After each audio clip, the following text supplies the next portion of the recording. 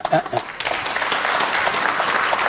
Horowitz. Well, first of all, the gentleman asked about powerful regulators. We've got lots of them. They're called judges. That's the first thing to say.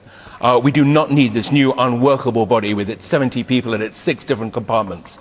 I have to say that contrary to what Mr. Gove was saying, David Cameron has really not played fair on this at all. He said categorically no legislation. He doesn't seem to realise that the difference between a little legislation and legislation is zero. It's legislation.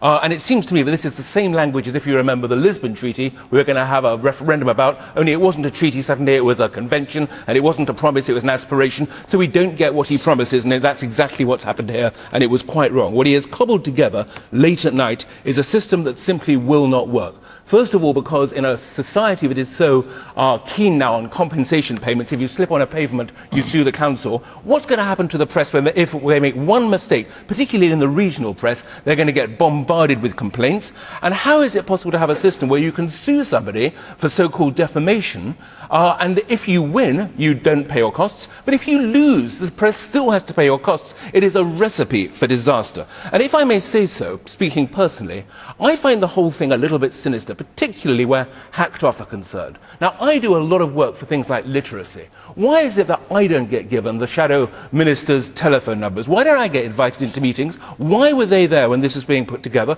Well, not a single representative of the press was there also. And just to add one other thought to that as well, they claim, hacked off, that they're doing this for the victims, okay?